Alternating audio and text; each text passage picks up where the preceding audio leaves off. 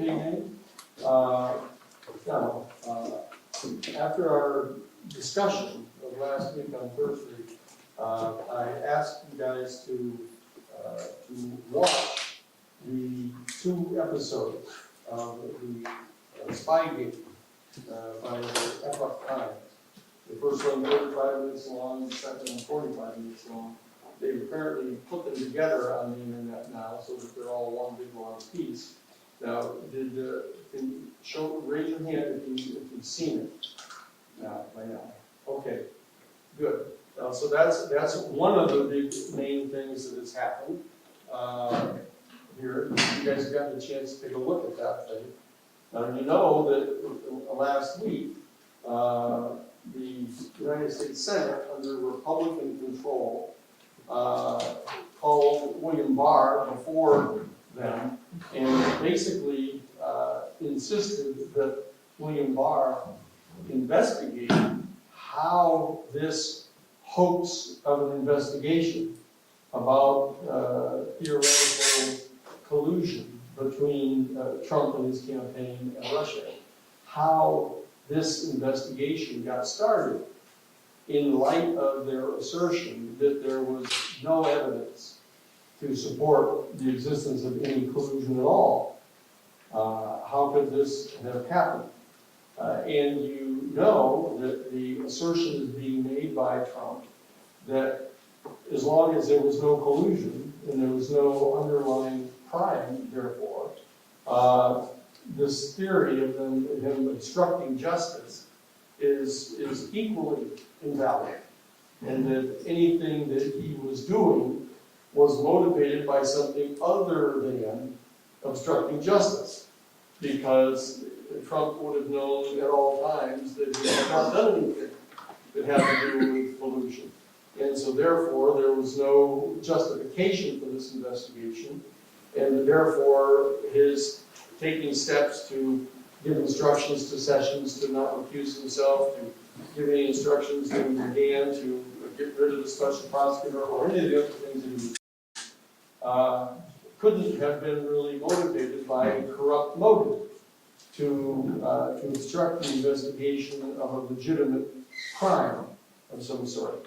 So that event has taken place, and as you may have seen now, 459 and counting United States attorneys and federal prosecutors have now signed a public statement saying that they believe that the evidence set forth in Volume 2 of Mueller's report relating the obstruction of justice events make it clear that there is a basis for indicting Trump, but for the White House Office of Legal Counsel's opinion that one could not, as an employee of the Justice Department, bring an indictment against a sitting president.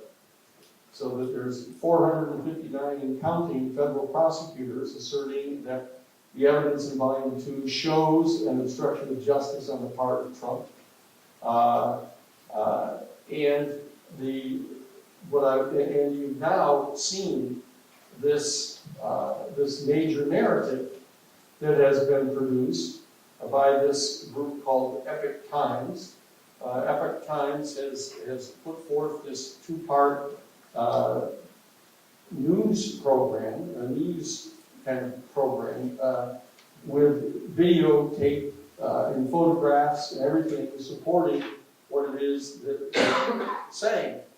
So what I'd like to do is today I would like to be discussing the summaries. Now, how many of you have gotten a chance to read the summaries of both volumes? I don't want to call on you if you haven't done it. Did you get to read them? Okay. You guys over here got to read some of them? Okay. So, but the reason I keep asking you to do these things is because then it makes it easier to talk with you about them and to get your ideas about them. And as I've said, that your generation is sort of right in the crosshairs here of the consequences of global climate change.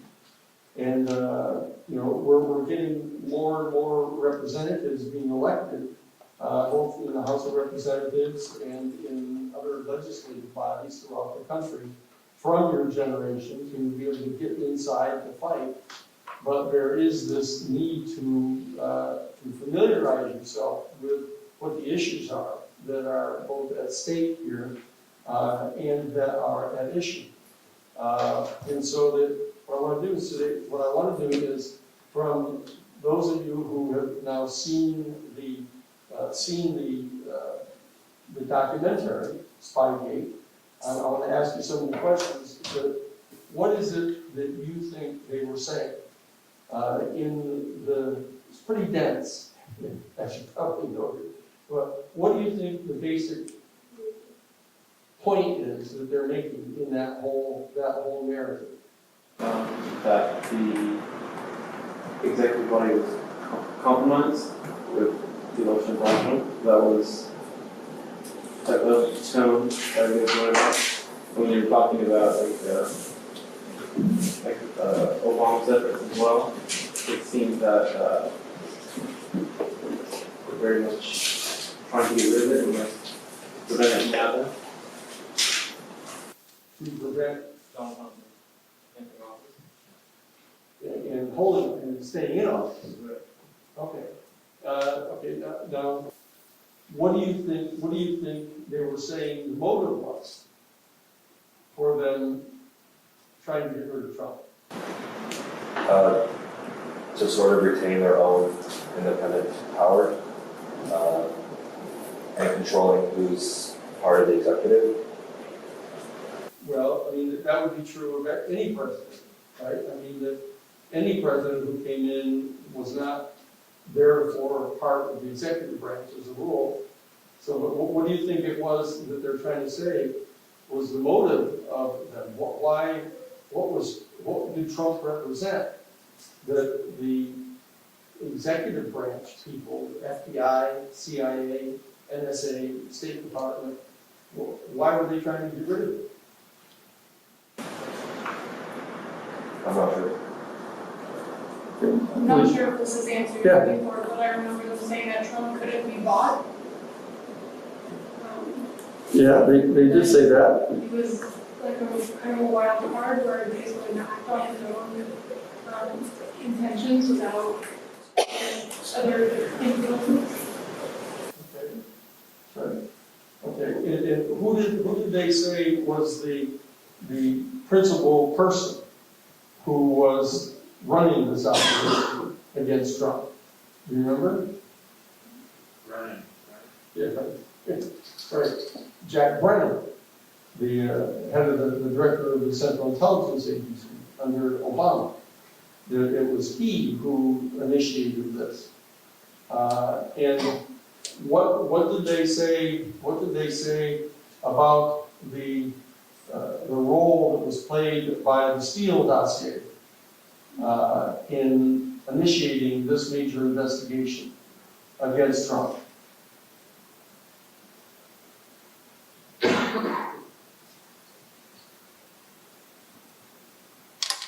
Okay.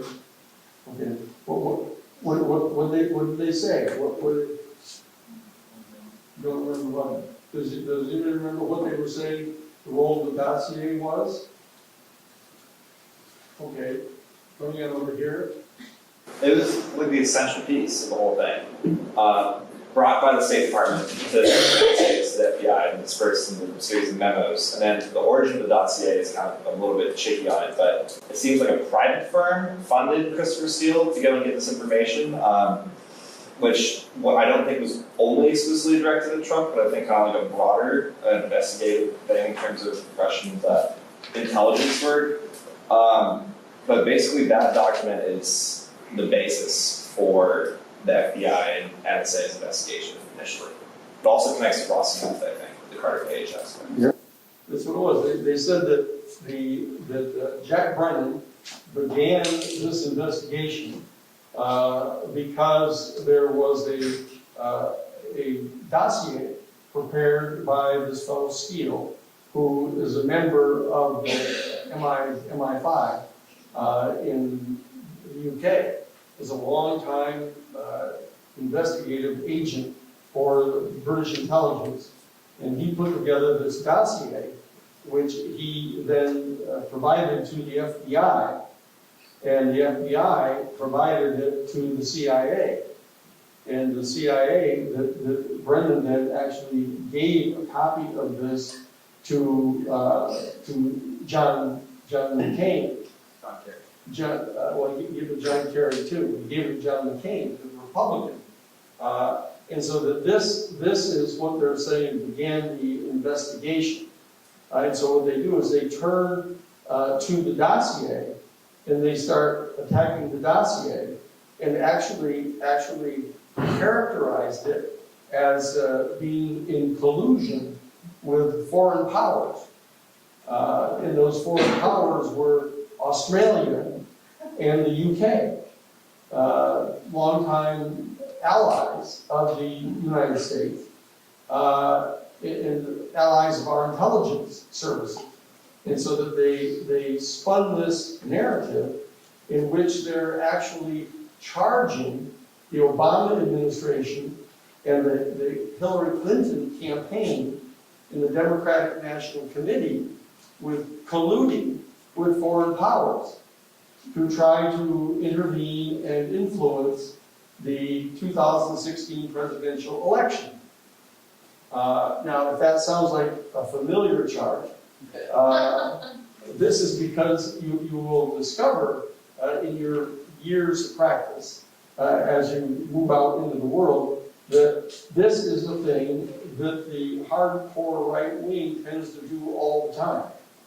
That what it does is it's one of these things like I'm rubber and you're glue, and anything you say bounces off me sticks to you kind of thing. It's a really adult philosophy that usually comes from the sandbox in about the third grade or so.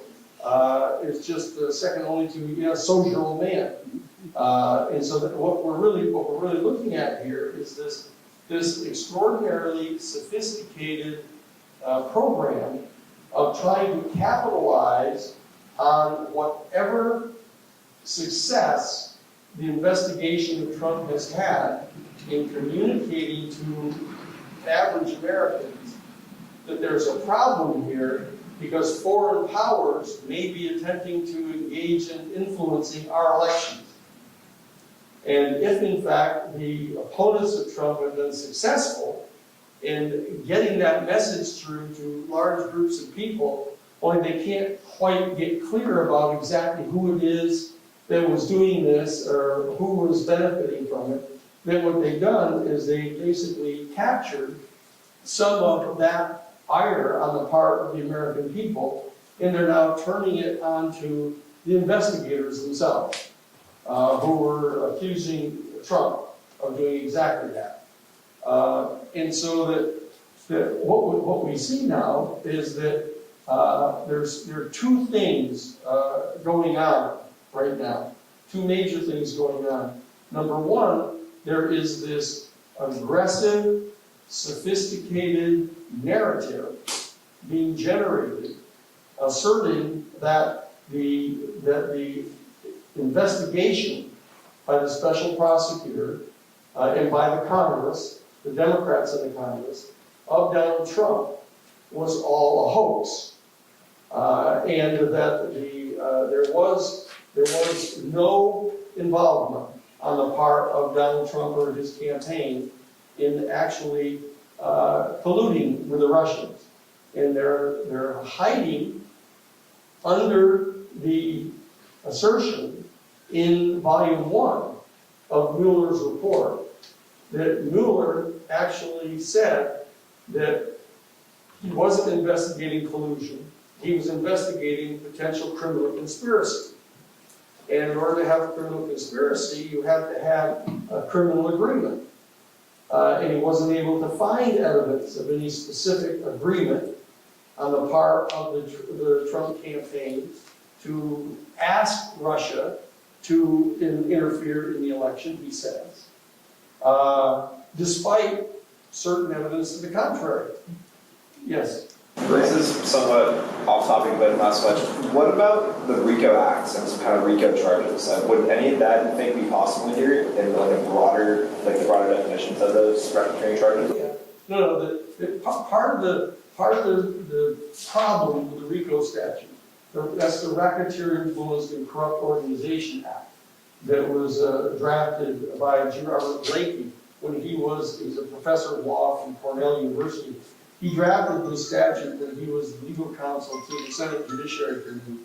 And it is a device that has been developed by the Justice Department with the cooperation of the House and Senate passing this law, giving them an additional tool to investigate and prosecute organized crime in the United States.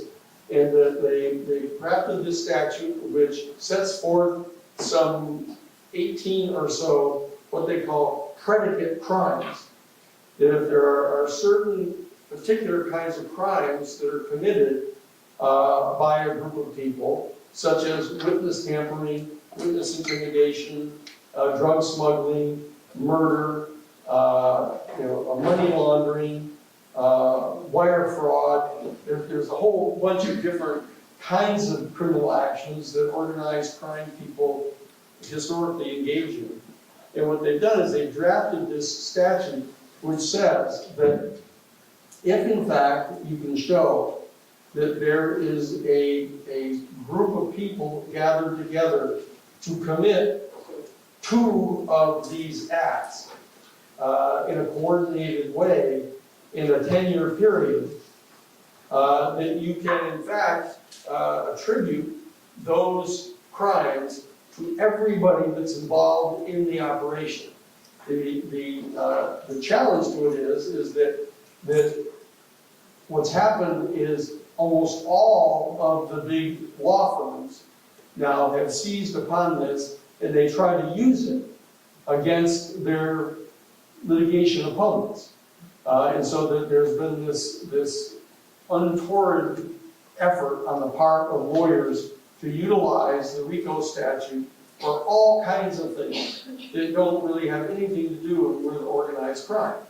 And for that reason, the courts have, since it's being used against other corporations, a lot of times now, the corporate lawyers have been appointed to the federal bench, named by Republicans, have in fact begun to cut away at the utilization of RICO. And they're trying to hone it all the way down to basically saying that you can only use it against mafia people. That's what they're doing. And so that the attempt to use the RICO statute in this particular case, if you were trying to characterize a presidential campaign on the part of one of the two major political parties as a criminal racketeering enterprise, virtually all of the judges would recoil immediately and to throw you out of court. But what we're looking at, as I said, is that there is, one at the same time, two extremely interesting things going on here. There is the mounting of this alternative narrative. It's actually an antithetical narrative. It's completely counter to the thesis that engined the original investigation of Trump and his campaign, that Trump was colluding with Russia to interfere with the campaign and to help Trump win. And so what they've done is they said, no, what you're dealing with is the Clinton campaign and the Democratic National Committee colluding with foreign powers, Australia and the UK, to try to influence the American election. So that there's a completely countervailing narrative that's being pushed right now. And what you see is that the Republican senators, fearing that there's going to be an impeachment of Trump, and bringing that impeachment, those impeachment articles up to the Senate for their trial. What they're doing is they're trying to develop an alternative theory that they can use to counter to the American people during the trial. and that they're going to be constantly insisting that this other thing was going on. And you've seen them start that already. You saw them start that, in the hearings with Barr, and that they've asked Barr to begin an investigation of the investigators. And in fact, he told them he'd already begun that. He doesn't even really need to wait for them to tell him to do it, that he's already started an investigation into how this whole thing started, with his operative assumption that there was no collusion and there was no crime. Not only is he said there was no crime, he's actually gone so far as to say there was no evidence of collusion, which, as you know, isn't true. Yes. Why do you think they won't subpoena Don McGahn, since he seems like in the midst of all this? Well, they will subpoena him. In fact, it'll be Enabler from the Judiciary Committee will subpoena him. As you know, Trump has taken the position now that none of the people from the executive branch are going to appear. I mean, he's taking this flat out, screw you attitude toward the Congress. And he's resting it in the fact that all of this has been investigated. And that they're just investigating, they're just using their powers of investigation in the Congress simply to try to destroy him, because Mueller didn't destroy him. He wasn't able to find any evidence of either collusion or obstructing justice, as he keeps saying. So what you're looking at is him just sort of putting out this complete alternative view of reality, which, there are probably 1% of the people in the country are going to read either one of the volumes. And so they're basing everything that they think and believe on what they're being told. And they usually look to the highest level of authority to take their truth from. And so they got the president telling them this, that there's no evidence of collusion, no evidence of obstruction. And so, 33% of the people or so, or maybe even as high as 40% of the people, just use the president as the source of authority, even though he's lied over 10,000 times. Literally, as it turns out. The New York Times has done this in-depth study, and that he's told material lies over 10,000 times now, in just 2 years in office. And so that, on the one hand, one of the things that's going on is the generation of this narrative, and this Epoch Times has in fact sort of occupied the space now. They have laid out this full, consistent narrative, which you see the Republicans now going over and starting to adopt. That's why I wanted you to look at that thing, because even though no human being can really keep up with what they're saying, and as you saw that thing, she was just sitting there pouring it on, one day after another, one meeting after another. But what they were doing extremely effectively is that whatever she was saying, they were putting up photographs and video behind her showing what she was saying, so that you got the impression that whatever it is that she was saying, there's the visual proof of it. You're right in front of your own eyes. Here's the truth of what it is she's saying. And what they were doing, as I said, out of the some 400 or so individual items of fact that are asserted in the whole narrative, probably 350 of them or more are true. And they've got the visual evidence of it right there. But what they're doing is they were leaving out, well, let me ask you this. What is the one most important thing that you think they left out of the whole narrative? The fact that it was true. That Russia was, in fact, attempting to influence the election. And, in fact, the investigation that was mounted by the CIA, by the Justice Department, everyone else to ascertain what it was Russia was doing, was all completely valid. And yet they never said that once. And they never once admitted that Russia was actually attempting to influence the election. Never once. And they never made any reference whatsoever to any act of coordination, cooperation, solicitation, all of the different kind of things that Mueller actually referenced in volume 1 of what they were doing. And all he said is that he didn't have the kind of evidence that could prove beyond a reasonable doubt the fact that there was a malicious and criminal intent on the part of Trump and the things that he was doing, because he couldn't find any actual agreement between Russia and the Trump campaign. So on the one hand, you're seeing this extraordinary narrative being set forth, offering a nefarious explanation for the investigation, the special prosecutor's appointment, the FBI's investigation, the CIA's investigation, the preparation of the dossier, the Steele dossier. All of this is being asserted to have been not only a hoax, but in fact a plot to actually falsely charge the president with a crime and remove him from office.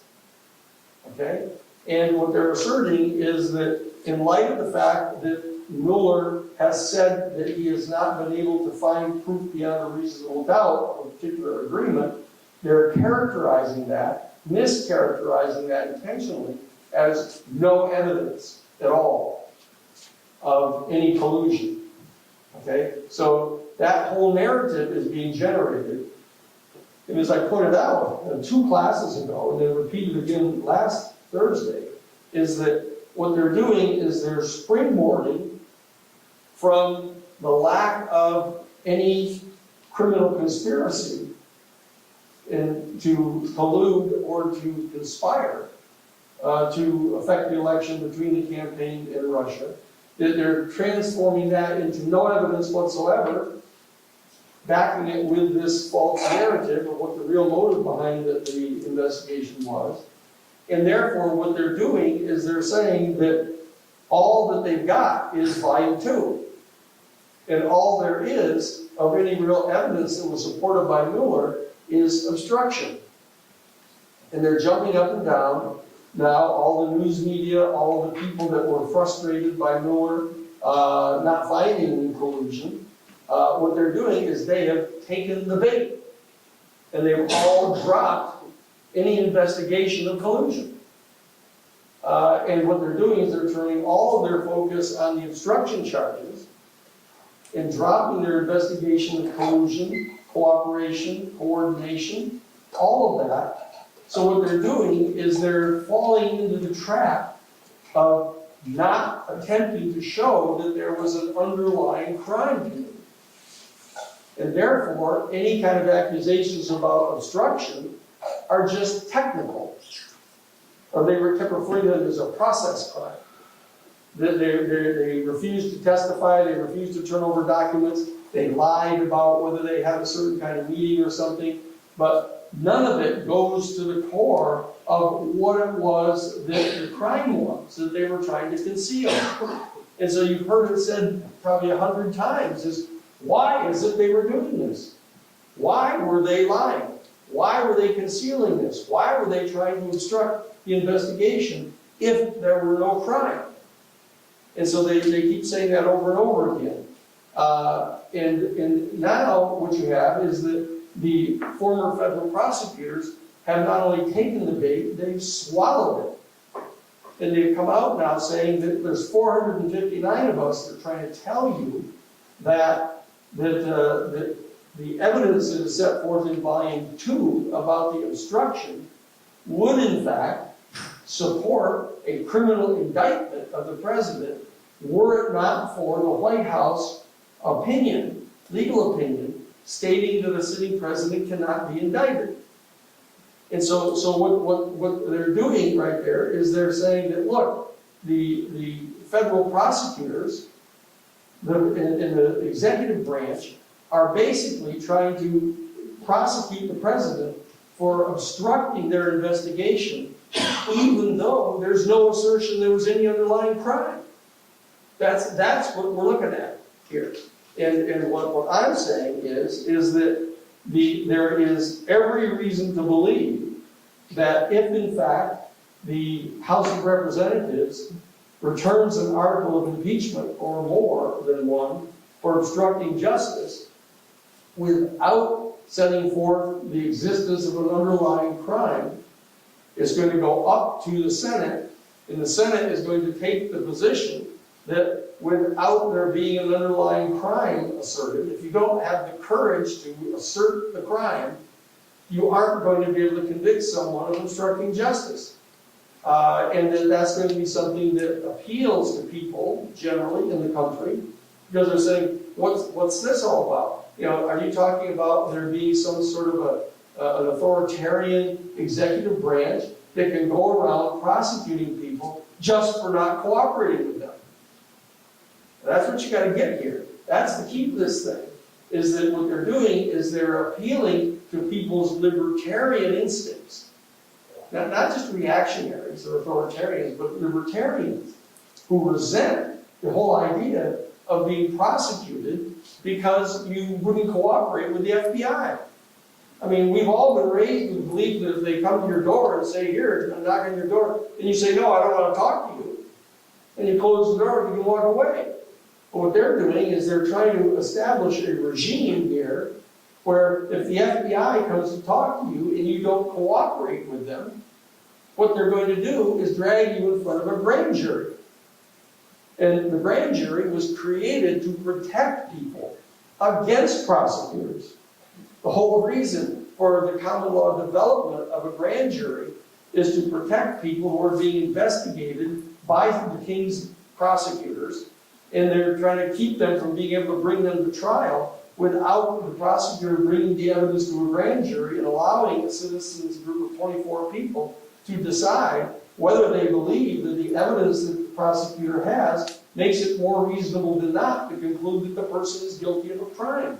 And what you really see happening here now is the federal prosecutors with the special prosecutor, what they're doing is they're using the grand jury as a sword instead of as a shield for the people. And they're using it as an inquisition. And they're dragging the people in front of the grand jury, and they're either going to prosecute them for lying if they tell them something is false, or they're going to prosecute them for contempt if they refuse to answer their questions. And so that what you're seeing here is the proponents of getting rid of Trump are being walked right into a trap. And they're walking right into it, where they're going to be alienating all of the libertarian people in the country, a lot of them, the more clear-thinking civil libertarians, who are going to recoil at this process that's going on here, and they're going to start being able to generate sympathy for the president, especially because they don't have the courage to charge him with another crime, with a substantive underlying crime. And so that they're just relying upon this technical term of you refusing to cooperate, or you're trying to interfere with our election, or interfere with our investigation. And they've even got a crime now, which is comparatively recent, a statute passed for lying to the FBI. If the FBI comes to interrogate you and you say anything to them that is false, you can be prosecuted for that in and of itself. This is bordering on the Inquisition that's happening here. And so the sophisticated thing you need to understand is that what we're seeing happening here is because of this outrageous person in the White House, that our whole system of justice is kind of getting way out over its skis here. And it's starting to do things and utilize methods that are in fact indicative of an authoritarian state. Actually, they're retreating right back into some of the worst historical examples of what was going on in England that caused us to set up the Constitution. They're setting up what is in effect a Star Chamber. A Star Chamber was a tribunal that existed in medieval in England, in which the king or the king's prosecutors would just target an individual, whatever the reasons were that they wanted to get rid of them, and they would just convene a Star Chamber, and then they would just start inquiring into anything that they could find out that that person had ever done wrong. There were no initial criminal acts that caused them to panel the Star Chamber. They would just go looking for something and anything. And so you see what they're doing is they're going after Trump's income tax, they're going after his business activities, they're going after his sexual activity, they're going after anything they can think of here. And so that what's happening is that to the extent to which our American population has been effectively educated to recoil at that kind of overreaching on the part of an authoritarian government, you're starting to get people to resent this. Okay? Because they don't have the courage to charge them with the underlying crime. And so that's the problem that we're having. That's the sophisticated understanding of what the problem is that is here. And so that what you see is not only the statement of these 459 prosecutors jumping up and down on the acts of obstruction. What they've done now, and you're going to see it happen, what they've done now is they reduced the number of events that they're focusing on from 10 events down to 3. There's only 3 events that these 459 prosecutors have identified as being the events that they think, in their opinion as prosecutors, constitute a criminal act on the part of Trump. Okay, and so now we're seeing this process taking place here, in which it's almost like Neville Chamberlain, you know, the famous backing down constantly in the face of an authoritarian threat like Hitler and the fascists in Europe in the 1930s, is that because they're trying to be reasonable, because they don't have the courage to confront an authoritarian bully like this, they're just backing off into technical charges against him, like obstruction, and then moving from 10 down to 3, and they're still not directed, and they're on the very brink of functionally abandoning all of the information that is in volume 1. An entire 400 pages of evidence showing any reasonable person that there was active collusion going on here between the Trump campaign and Putin and the Russian GRU and all of these individual Russian citizens and the people that were involved not only in his campaign staff, but also in his national security advisory team. You know, they were holding regular meetings with Russians all the time, turning over polling data to them, specifically about Wisconsin, in Pennsylvania, in Michigan, the very states that made the difference in the election. All of that's right up in front of everybody right now. And yet they're refusing to do anything about it. Okay? So what I'm saying here is that what I want you to be able to do is to be able to not let yourself get conned by what's going on here. And that, you know, that you as a generation, you need to know that you've got to work harder than you're working here. Okay? You know, I mean, I asked you 3, 4, 5 times to you know, watch this Spygate thing, and you didn't watch it. I asked you over and over again to read the summaries. You don't do it. Well, I'm saying, I'm not chastising you. I'm just trying to suggest that, you know, you're going to have to step up here, you know, or else you're going to be part of the victims of being conned by these people. And you know, the government officials are getting conned now. And I just don't want your generation to get conned. You know, so what I'm trying to do is I'm trying to be, in a certain sense, if you will, legal counsel to you guys as a generation. You know, I'm trying to point out to you what's happening here right in front of you. But you know, it's going to require some more work on your part to do this. I don't want to be here 10 years from now saying I told you so, you know, about this. You know, and you guys are seeing, that they've melted the ice caps entirely. They've dug up these 87 billion barrels of oil and burned it into the atmosphere and have ended up generating, these gigantic methane plumes, because of the melting of the permafrost. And I just want you to pretend you're in a science fiction movie, and all of a sudden, 10 years from now, when you're sitting there, oh gee, I sure wish I had this to do over again, and all of a sudden you find yourself here in this class. Boy, here you are. You're back at this particular time. You have the opportunity in front of you still to do something about this, but it's going to take a little bit harder work than you're used to.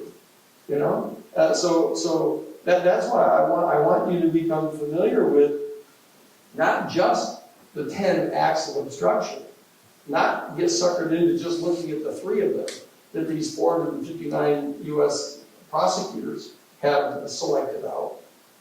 Don't take the bait.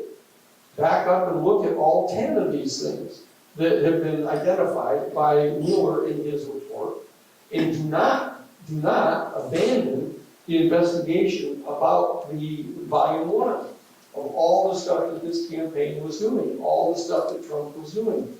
And there are 3, I've set forth at least 3 different potential underlying crimes that you need to keep looking into. And one of them is the actual collusion, coordinating, the cooperation, and the active solicitation on the part of the Trump campaign of assistance from Russia in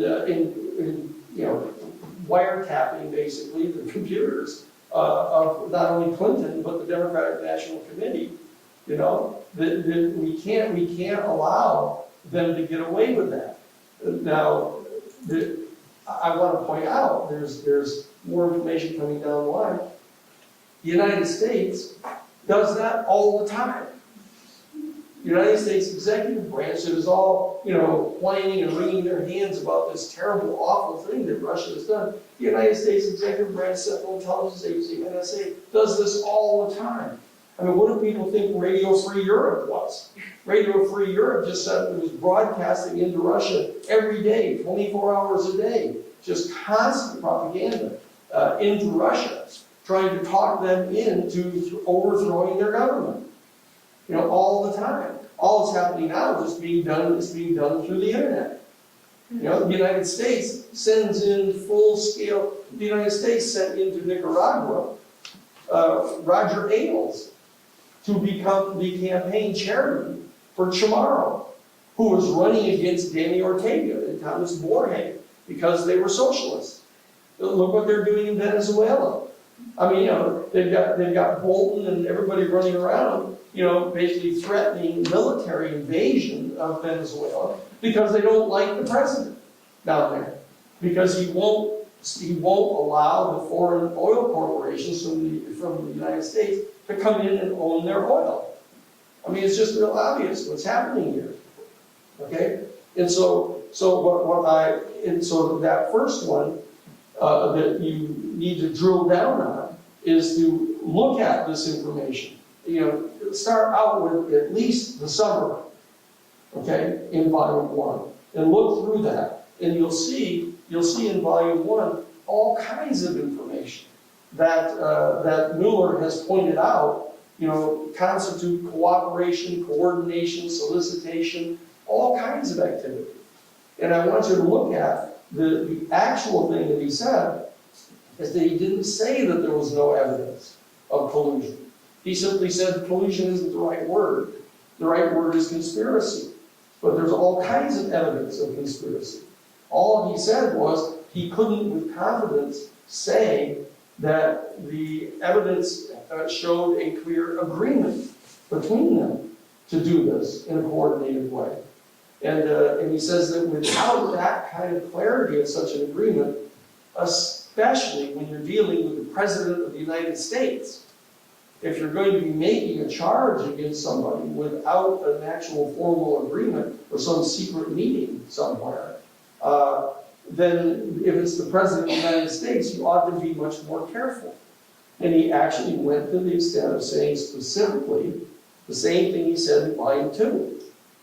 The fact of the matter is, all of this has to be analyzed and evaluated in light of the White House legal opinion that you can't indict the president while he's in office. And so you have to take that into account. What's like the legal standard for an agreement though? Can an agreement be inferred just? Sure can. There's any doubt about that. There's any doubt about that. But you don't see these 459 prosecutors turning and looking at that and saying, what are you talking about? What are you talking about? And somehow you have to have some kind of a formal meeting, like, the Appalachia meeting of the heads of the mafia, that you got wiretapped so you can hear.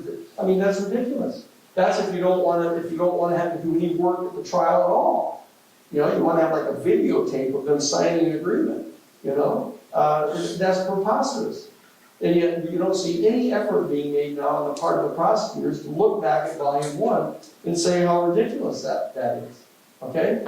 So that's something that we need to do. We have a few questions. The first one, he says pretty clearly at the end of the summary of volume 2 that the Constitution says the president can be indicted for obstruction of justice and crimes, which contradicts the OLC's judgment that the president would be impaired, would be able to do his job properly. Mm-hmm. So why does the president's lawyer's judgment take precedence to the Constitution?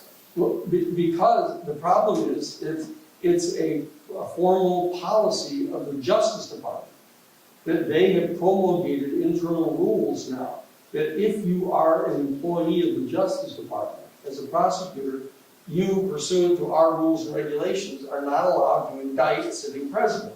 And they predicate that upon the opinion of the White House Office of Legal Counsel. And the problem is that Mueller is just an employee of the Justice Department. He's not a special prosecutor like Leon Jaworski was or Archibald Cox was.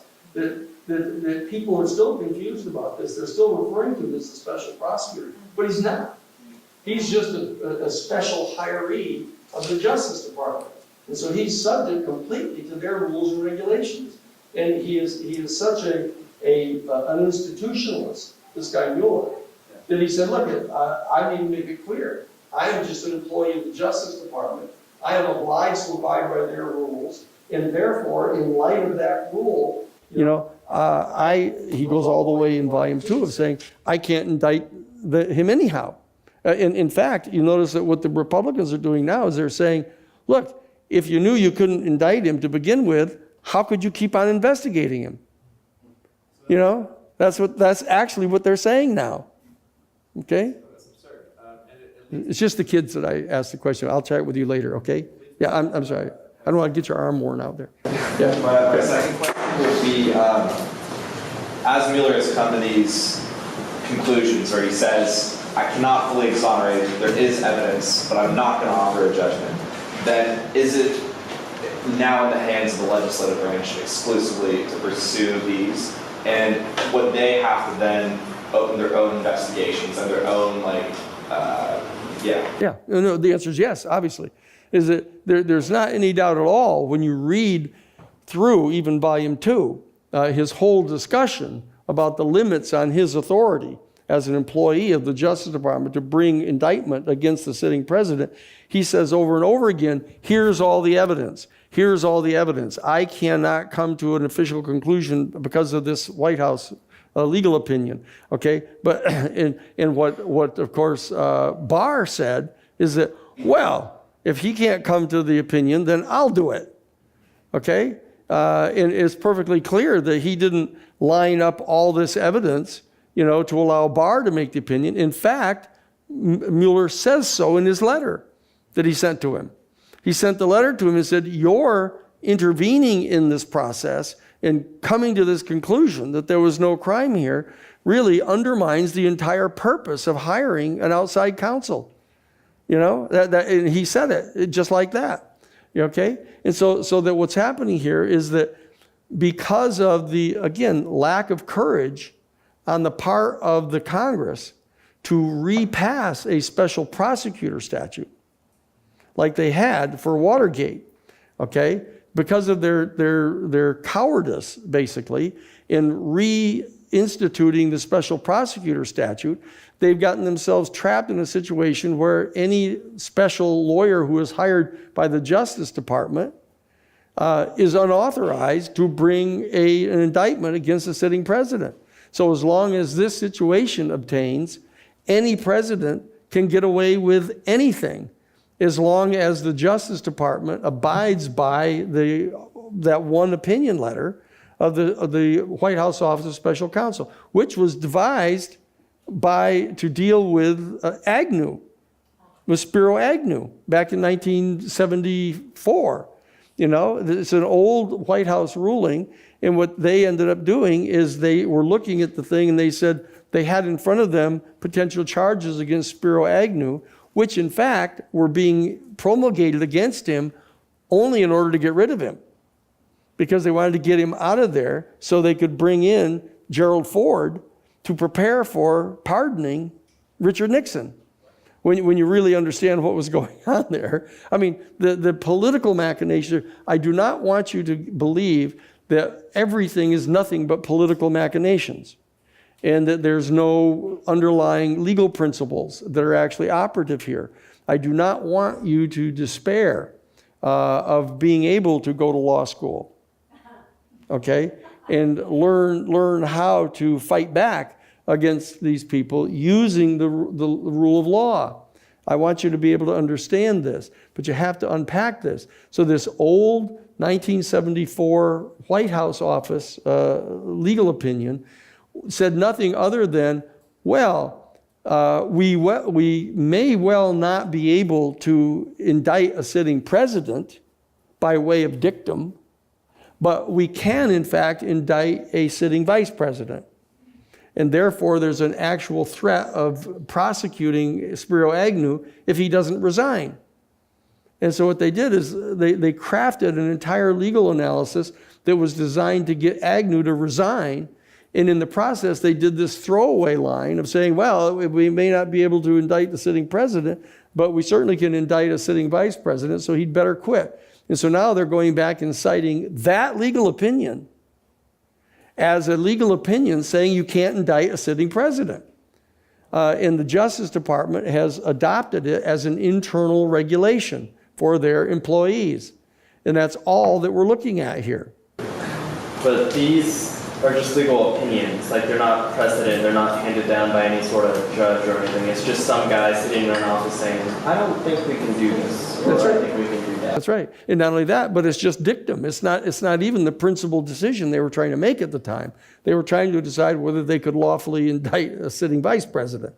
So it was just this kind of throwaway line, and now that's being cited as though it's written in stone somewhere.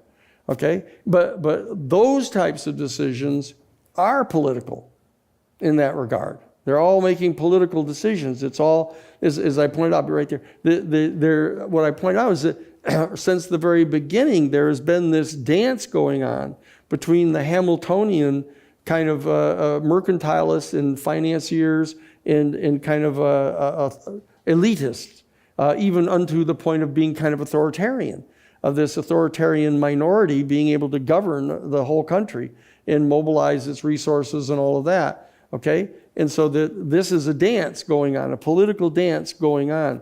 And what they're trying to do, when you go to the law schools, they're trying to recruit you to participate in this dance. To not be foolish and naive like regular people, believing that the law is the law, and that you've got to obey it, because regular people need to be instructed that they need to obey the law or they'll go to jail.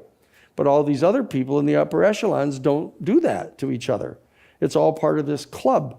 And so what they do is they use the legal principles to try to jockey around to get into a political position, is what they're doing here. Yes? Yeah, I was just wondering what the legality of Congress appointing special prosecutor would be, because I know it's a little murky. No, the Congress could pass a statute. The Congress could pass a statute authorizing the appointment of a special prosecutor, but the enforcement of the law is the domain of the executive branch under the Constitution. Under Article 2, the power to enforce federal law resides in the president and in the executive branch. It doesn't reside in the Congress.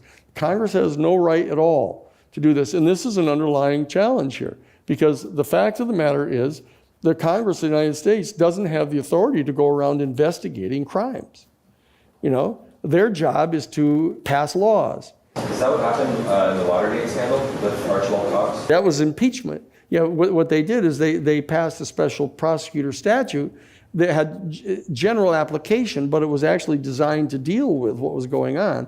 And they passed the statute saying that there was a process by means of which a special prosecutor could be appointed. And a special prosecutor could be appointed under that old statute, which is now expired, because as a political matter, they put a sunset clause on it. They didn't want to give the impression that they were just passing a law for just one person to deal with Nixon, so they put just a sunset clause on it, and it expired. And what they said is that the Attorney General of the United States can file an application with a special panel of the D.C. Circuit Court of Appeals. There's a special panel for the appointment of special prosecutors, made up of, I think, 3 to 5 judges at any given time. So the U.S. Attorney or Attorney General can apply for a special prosecutor, but Congress can ask for a special prosecutor. They can file a request to the court for the appointment of a special prosecutor. And at that point, it'll be the court that makes the decision of whether it's going to do that. Technically, it makes a decision as to whether it's going to do that, even if the Attorney General asks them to do it. So there's some discretion there in that committee. There's another grounds for it. We did it, in fact, one time when we were doing the Greensboro case. The Ku Klux Klan and the American Nazi Party rolled up in front of this big demonstration back on November 7th of 1979. They rolled up in 10 carloads of people and gunned down these young kids that were demonstrating against the Klan and Nazis. Holding up photographs and looking around for them and shooting them in the head and killing them, all on videotape. And they were acquitted by an all-white jury. And we went to the Justice Department and met at that time with Drew Days III, who was the head of the Civil Rights Division of the Justice Department, to try to get a special prosecutor appointed, okay? And he said, well, we have to allow a local jury to decide whether or not they were going to convict these Ku Klux Klan people of murder because there were charges filed against them. And so they waited and waited on that.